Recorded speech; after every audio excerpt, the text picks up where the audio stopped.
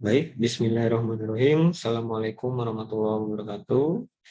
Pada kesempatan kali ini kita akan membahas mengenai recovery dan kinetika proses pada pengolahan mineral. Ya. Jadi sebelum kita masuk ke kinetika, kita harus memahami apa itu recovery.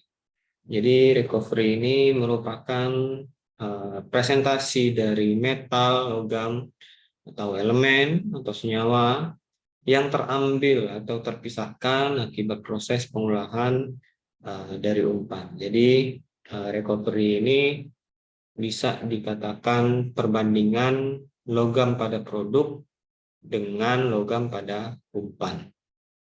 Contohnya pada proses leaching biji laterite menggunakan HCl, ya, ini 90% Ni atau nikel di recovery. Ya, artinya sebanyak 90% Ni terekstrak menuju PLS-nya atau produk filternya. Atau bisa juga diartikan sebagai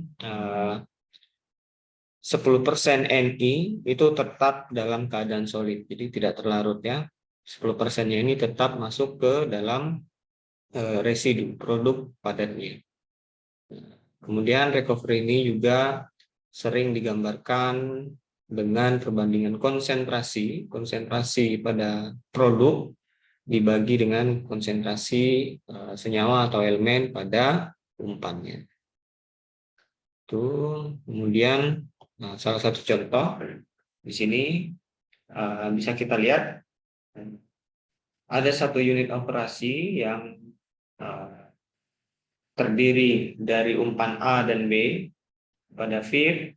Ya, umpan A-nya itu 1%, umpan B-nya 99% konsentrasinya dengan laju alir 100 ton per hour. Dimasukkan ke dalam unit operasi tersebut. Setelah proses, kemudian kita mendapatkan dua produk. Di situ ada produk konsentrat dan juga ada produk tailingnya. Ternyata di konsentrat ini adalah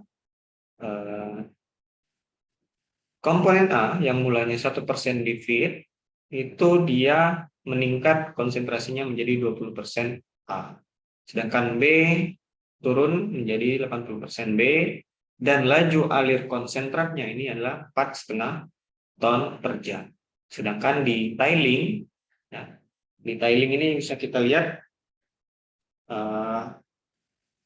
produk A atau senyawa A di tiling itu hanya 0,1%, sedangkan B 99,9%, dan laju alir pada tiling ini sebesar 99,5%.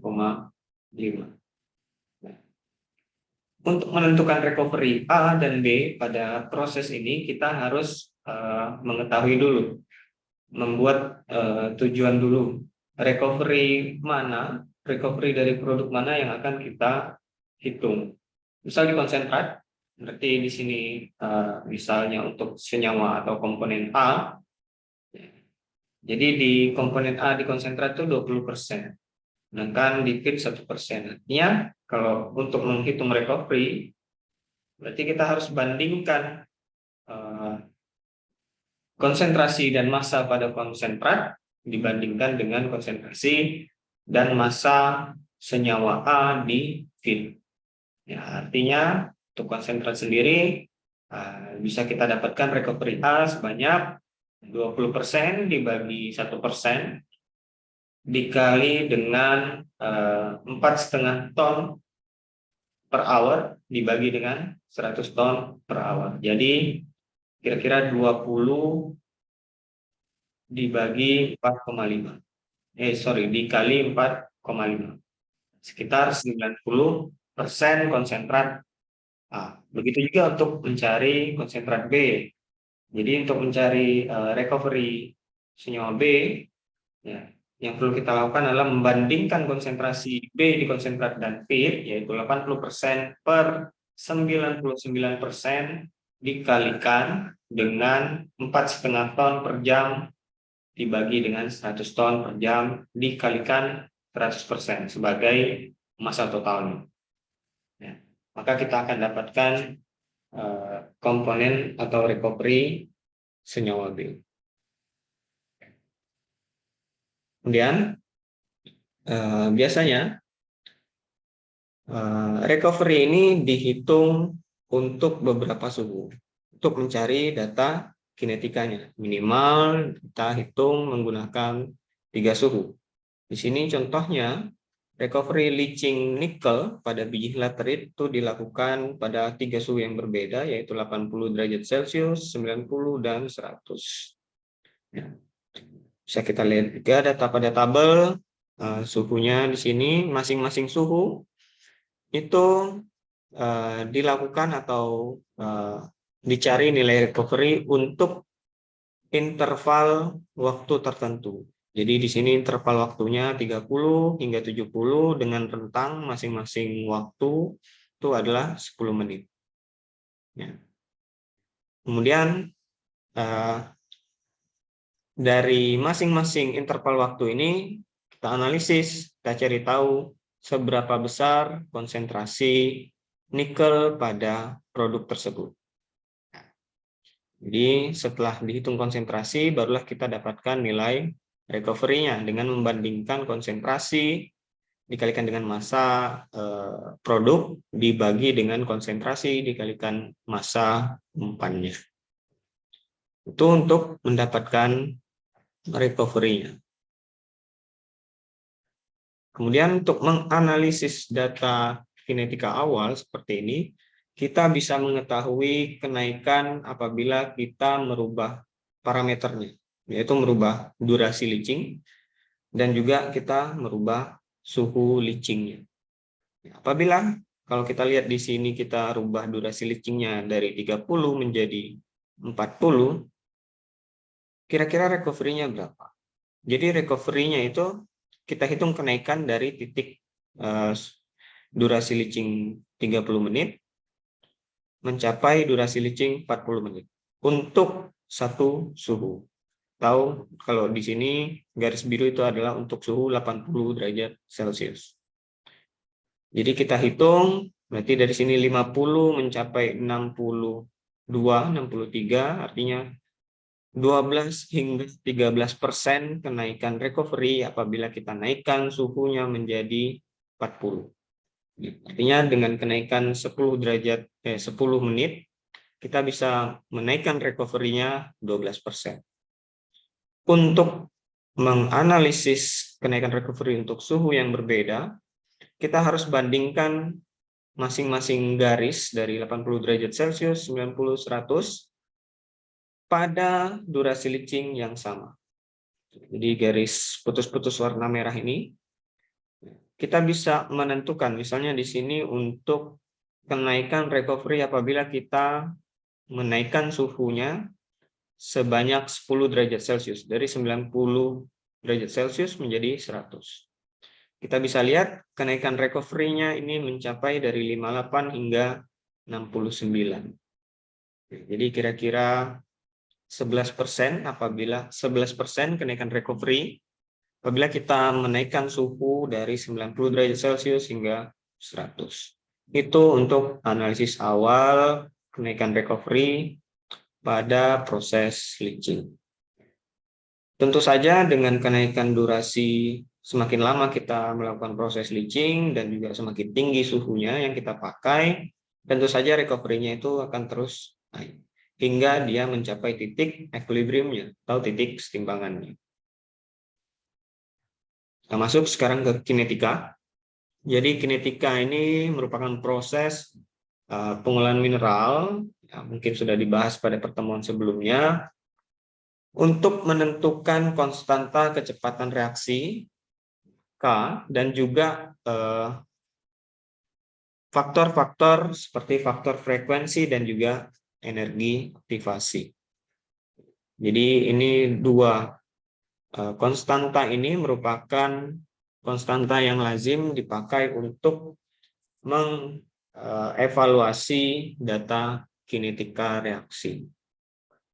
Nilai-nilai konstanta ini juga akan sangat berguna untuk perancangan peralatan dan juga pengukuran output atau produk pengolahan mineral. Jadi apabila kita ingin membuat sebuah proses baru atau mendesain sebuah proses baru, tentu saja hal yang paling wajib yang harus kita lakukan adalah mencari data kinetikanya untuk menentukan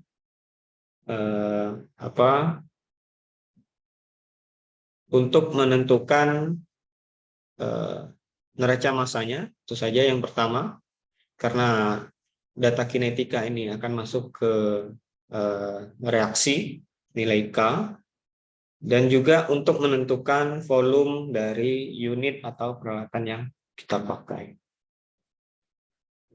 Mungkin ini sudah juga dijelaskan sebelumnya. Jadi ada dua jenis fenomena apabila kita mereaksikan partikel padatan, dalam hal ini adalah mineral, dengan reagen asam atau reagen basa. Jadi yang pertama itu yang atas, gambar yang atas ini merupakan progressive core model. Jadi sepanjang waktu, selama waktu leaching, itu diameternya tidak berubah, hanya saja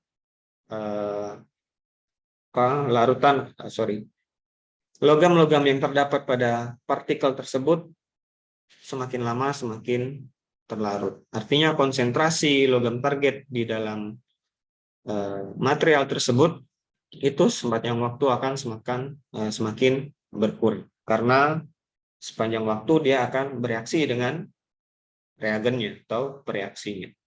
Itu progressive core model. Kemudian yang kedua adalah shrinking core model. Ya, jadi adanya pengurangan diameter disertai dengan pelepasan material padat, pelarutan material padat oleh reaksinya atau reagen.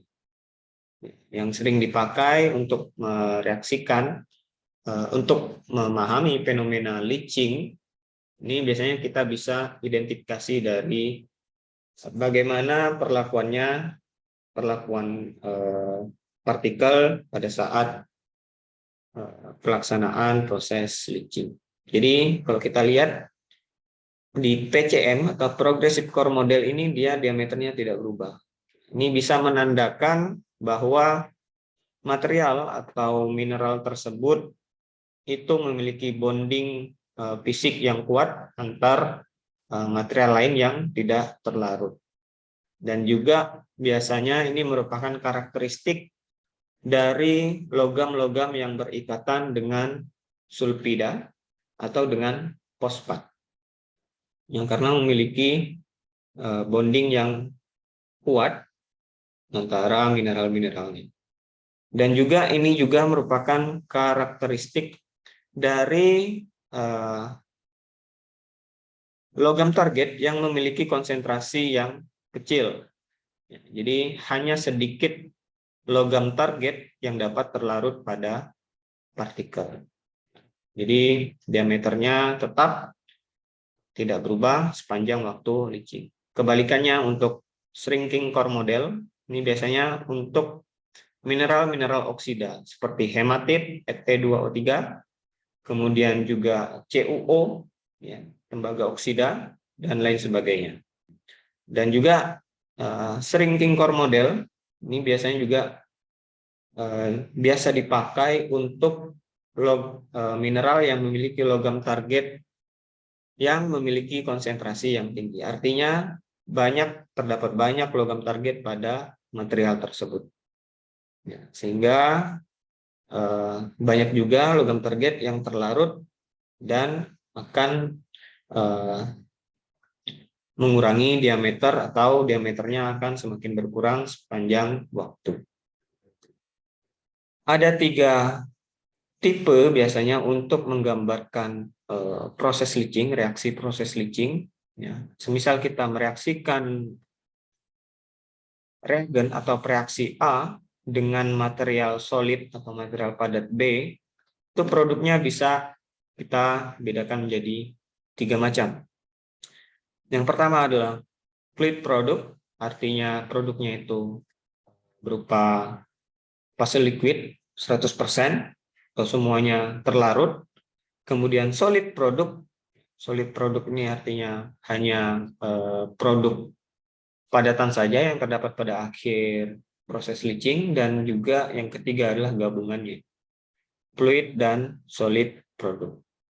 Tapi lazimnya pada umumnya proses leaching itu menghasilkan dua produk, yaitu produk fluida dan juga produk solid.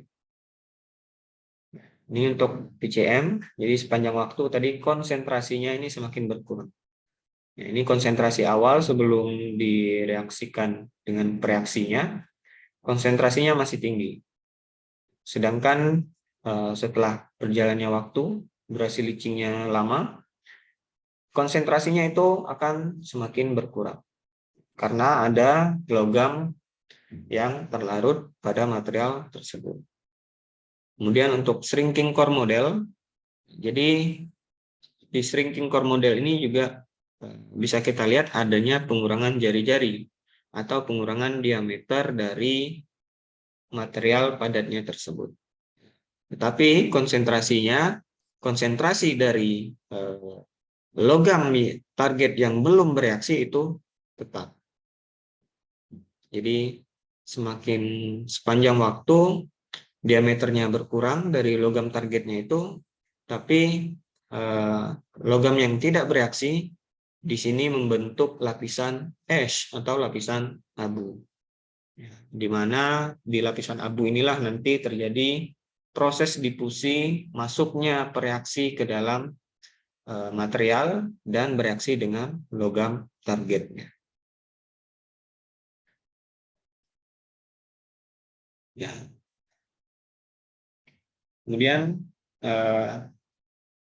untuk menggambarkan atau memodelkan secara matematis dari proses leaching ini biasanya digunakan shrinking core model atau SCM untuk partikel dengan bentuk spherical atau bentuknya bola diasumsikan, dan unchanging size artinya tidak adanya perubahan ukuran.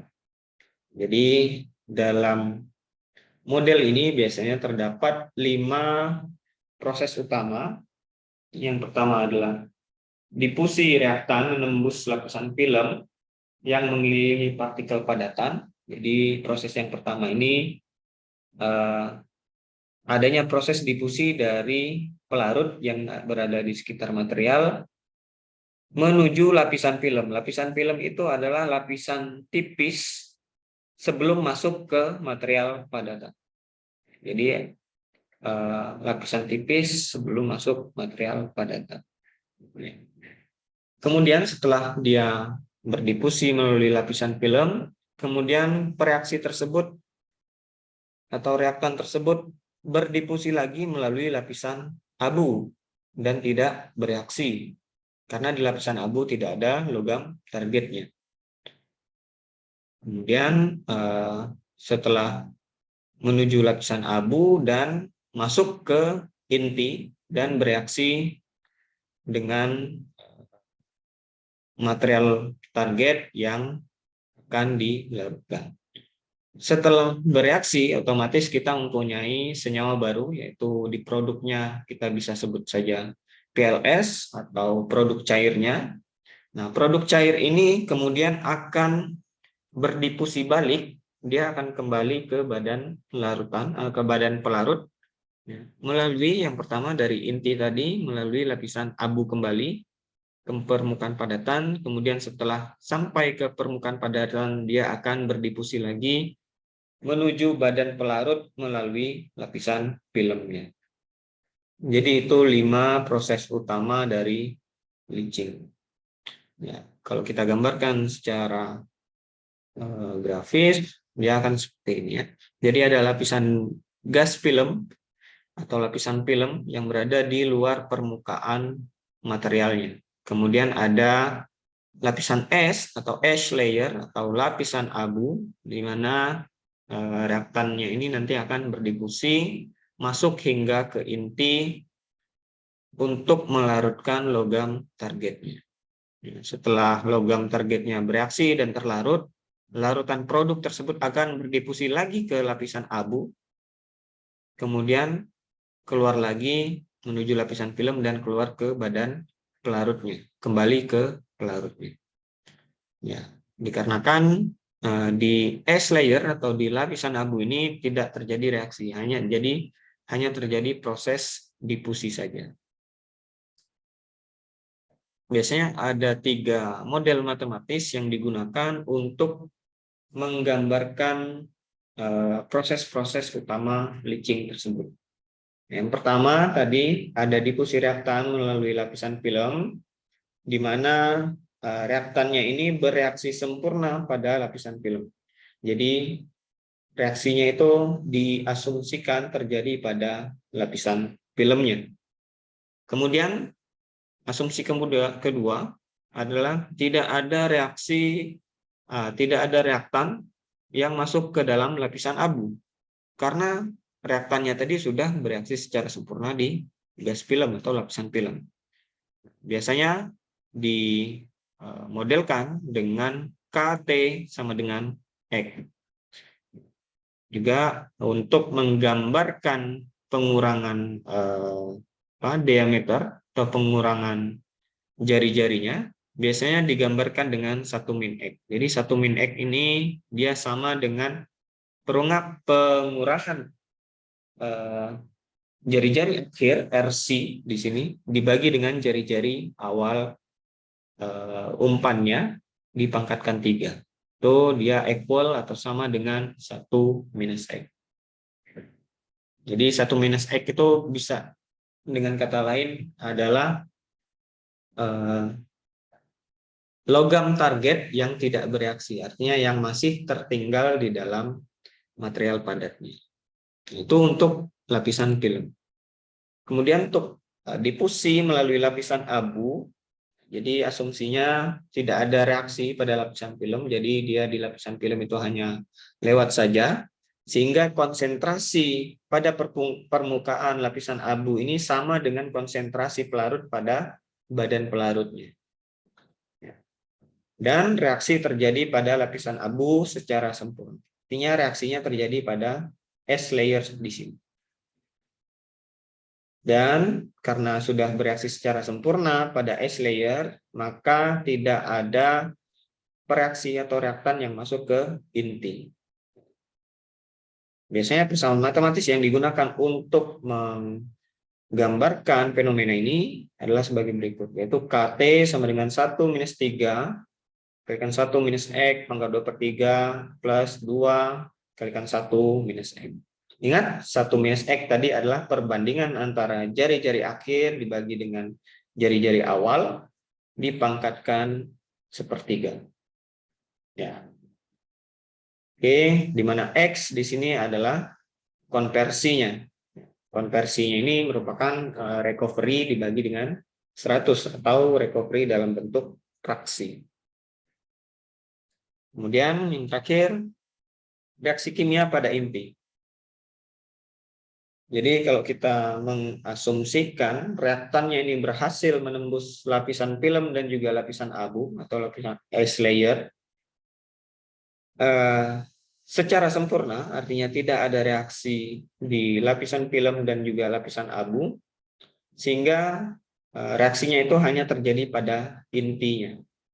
Maka persamaan lattice yang bisa digunakan pada proses ini adalah KT sama dengan 1 minus 1 min X pangkat 1/3. KT di sini merupakan, K di sini merupakan konstanta laju reaksinya, dan T di sini merupakan durasi leaching, dan X adalah konversi. Kalau kita lihat, kita bisa mendapatkan nilai konstanta ini melalui nilai slope hubungan antara durasi leaching pada sumbu X dan juga persamaannya pada sumbu Y. Ya, jadi Y-nya ini, di sumbu Y-nya ini kita pasangkan 1 min X pangkat 1/3. Begitu juga untuk persamaan sebelumnya. Untuk difusi, kemudian lapisan film juga sama. Jadi bentuk persamaannya menjadi Y di sini 1 min X pangkat 1/3 sama dengan AX. Biasanya kan kalau regresi linear itu kan Y sama dengan AX plus B. di mana A ini merupakan slope dan B adalah intercept. Ya. Pokoknya yang nempel atau yang berdekatan dengan X itu adalah slope, dan yang merupakan konstanta tersendiri yaitu B itu merupakan intercept. Nah, lihat. Jadi ini resume atau simpulan dari 3 proses yang mengontrol leaching. Yang pertama tadi adalah lapisan film, KT sama dengan X, kemudian difusi lapisan abu, KT sama dengan 1 minus 3 kalikan 1 min X pangkat 2/3, plus 2 1 min X, dan reaksi pada intinya, yaitu KT sama dengan 1 min X pangkat 1/3. Di mana tadi K adalah konstanta kecepatan reaksi, T-nya adalah durasi leaching, dan X adalah konversi, yaitu bentuk fraksi dari recovery. Atau recovery dibagi dengan 100. Untuk mendapatkan konstanta faktor frekuensi dan juga energi aktivasi, biasanya kita menggunakan Arrhenius.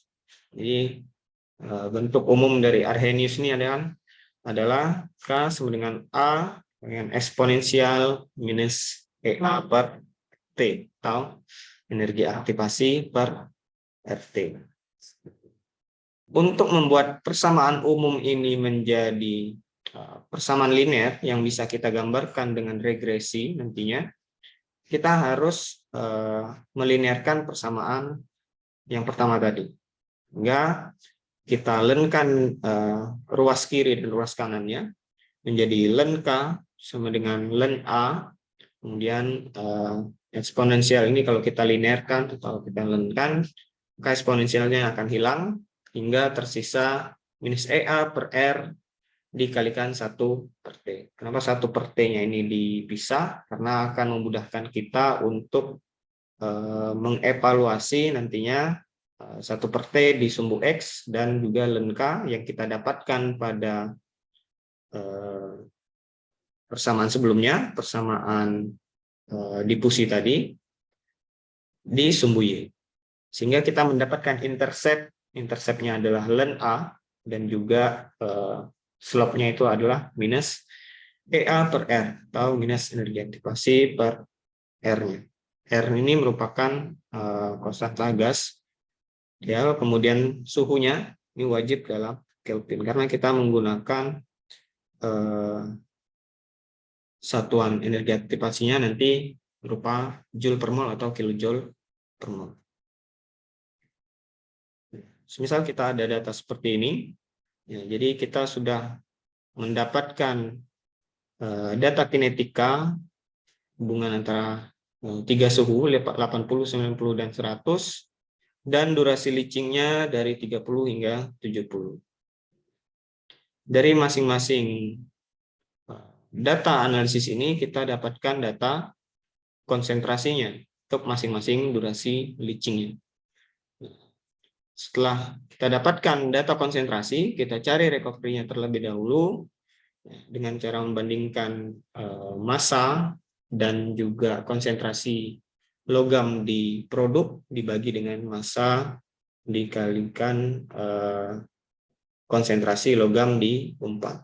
Kemudian kita rubah menjadi konversi dan kita rubah menjadi 1 min X, di mana 1 minus X ini adalah konversinya tadi, dan kita hitung sesuai dengan persamaan difusi yang akan kita gunakan. Ya, jadi di sini tadi ada 3 persamaan, yaitu di sumbu Y-nya ini hanya ada konversi saja untuk difusi lapisan film. Kemudian untuk difusi lapisan abu kita harus rubah X-nya menjadi bentuk seperti ini. 1 min 3 kali 1 min X pangkat 2/3 plus 2 kali 1 min X. Dan untuk reaksi pada inti kita rubah persamaan konversinya menjadi seperti ini. 1 min X pangkat 1/3. Ya. Kemudian kita dapatkan persamaan atau hasil dari persamaan untuk difusi lapisan film dan juga difusi lapisan abu, dan juga reaksi pada inti. Langkah selanjutnya adalah memplotkan atau membuat grafik antara durasi leaching dan juga 3 persamaan ini. Jadi kalau kita plot durasi leaching dengan persamaan yang pertama, yaitu X, KT sama dengan X, kita akan mendapatkan plot difusi lapisan film. Untuk persamaan yang kedua, kita plot durasi leaching di sumbu X dan juga persamaan lapisan abu atau difusi lapisan abu di sumbu Y, maka kita akan mendapatkan plot untuk difusi lapisan abu. Begitu juga untuk reaksi pada inti. Ya. Karena kita sudah mengetahui bahwa bentuk regresi linear dari masing-masing persamaan ini adalah KT sama dengan Y-nya, nilai Y-nya, di mana nilai Y-nya ini adalah persamaan di sumbu Y di sini. Sini X, kemudian Y di sini adalah 1 min 3 dan seterusnya, kemudian Y di sini adalah 1 min X seterusnya, maka kita bisa menentukan atau mendapatkan nilai K-nya, yaitu dengan mengetahui nilai slope dari masing-masing persamaan. Jadi nilai K, misal di sini kalau kita lihat persamaannya Y menjadi untuk difusi lapisan film ya, persamaannya menjadi Y sama dengan 0,0168 X ini untuk 100 derajat Celcius. Jadi 0,0168 X ini merupakan nilai konstanta kecepatan reaksinya atau nilai K-nya. Nah, untuk menentukan proses yang paling dominan atau yang paling bisa memodelkan fenomena leaching yang kita laksanakan, kita melihat nilai confidence faktornya atau nilai R kuadratnya. Yang memiliki nilai R kuadrat mendekati 1, paling mendekati 1, maka kita bisa asumsikan model tersebut itu merupakan model yang paling tepat untuk menggambarkan proses leaching kita. Kalau kita lihat dari ketiga persamaan atau ketiga plot ini, kita mendapatkan nilai R kuadrat paling mendekati 1 itu adalah yang reaksi pada inti. Ya, kalau kita bandingkan nilai R kuadratnya di sini paling besar dibandingkan dengan 2 persamaan lain, itu difusi lapisan film dan juga difusi lapisan abu. Nah, kita sudah mendapatkan proses yang paling dominan, kita sudah mendapatkan nilai K di sini, maka yang harus kita lakukan selanjutnya adalah menemukan nilai energi aktivasi atau EA dan juga nilai A-nya atau faktor frekuensinya. Ya, dengan cara plotting tadi, kita gunakan persamaan Arrhenius yang telah dilinearkan. Len K, di mana K ini kita dapatkan dari persamaan plotting awal dari persamaan lapisan film, lapisan abu dan lapisan reaksi pada inti. Kemudian seperti T-nya ini kita dapatkan dari ketiga suhu yang kita gunakan. Kalau kita kembali lagi, di sini ada data T, di mana T-nya ini dalam Kelvin, ya digunakan tadi 80, 90 dan 100, kita plus, kita tambahkan dengan 273 untuk mengkonversinya menjadi satuan Kelvin. Kemudian kita ubah T-nya ini menjadi 1/T. Di mana 1/T ini nanti akan kita masukkan ke sumbu X. Ini jadi nilai 1/T. Kemudian nilai K di sini adalah 0,0078, 0,01, 0,0113. Kalau kita kembali lagi, kita lihat di reaksi pada inti di sini, ini merupakan nilai slope dari masing-masing garis atau slope untuk masing-masing suhu leaching. Jadi apabila suhunya tadi 353 atau 80 derajat Celcius, maka nilai K-nya itu adalah 0,0078 sesuai dengan ini tadi. Ya.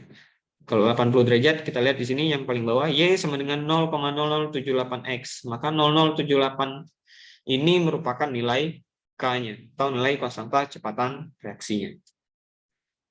Ya, kemudian setelah kita dapatkan nilai K, karena kita ingin memplotnya bukan dengan nilai K, yaitu dengan nilai ln K, maka kita ln-kan nilai K yang kita dapatkan. Sehingga kita dapatkan value atau nilai ln K-nya untuk masing-masing suhu. Setelah itu kita plot super T dan juga ln K, di mana super T ini di sumbu X dan ln K ini di sumbu Y, maka kita akan mendapatkan persamaan regresi linear lagi. Itu Y sama dengan min 2447,4X plus 2,0982. Di mana slope-nya di sini adalah min 2447,4. Itu merupakan slope. Di mana kalau dari persamaan Arrhenius yang telah dilinearkan tadi, slope ini merupakan minus EA per R. Ya, di mana R-nya ini sudah kita ketahui, ya, tetapan gas, itu kita pakai yang 8,314 Joule per mol.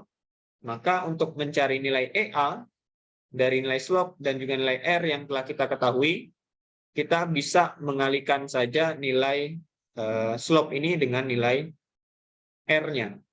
Maka kita dapatkan nilai energi aktivasinya. Sehingga energi aktivasinya yang kita dapatkan adalah 20.347,68 Joule per mol. Kalau kita rubah ke kilojoule per mol menjadi 20,34 kilojoule per mol.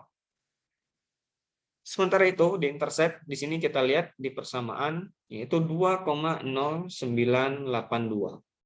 Di mana 2,0982 ini merupakan nilai ln A-nya. Untuk mendapatkan nilai faktor frekuensi atau nilai A-nya, dari ln A ini harus kita kembalikan lagi ke dalam bentuk yang umum, atau kita hilangkan ln-nya, yaitu dengan mengeksponensialkan nilai tersebut. Jadi eksponensial dari nilai ln A-nya di sini, yaitu 2,0982, kita akan dapatkan nilai faktor frekuensinya, yaitu 8,15. Begitulah untuk mendapatkan konstanta-konstanta kinetika seperti faktor frekuensi A, atau juga untuk mendapatkan nilai energi aktivasinya. Dari data ini kita bisa mengetahui bahwa energi minimal yang kita perlukan untuk menjalankan reaksi tersebut minimalnya adalah 20,34 kilojoule per mol. Mungkin itu yang bisa disampaikan pada pertemuan kali ini. Saya harap rekan-rekan mahasiswa bisa memahami dengan mudah apa yang disampaikan. Saya akhiri. Alhamdulillahirabbil alamin. Assalamualaikum warahmatullahi wabarakatuh.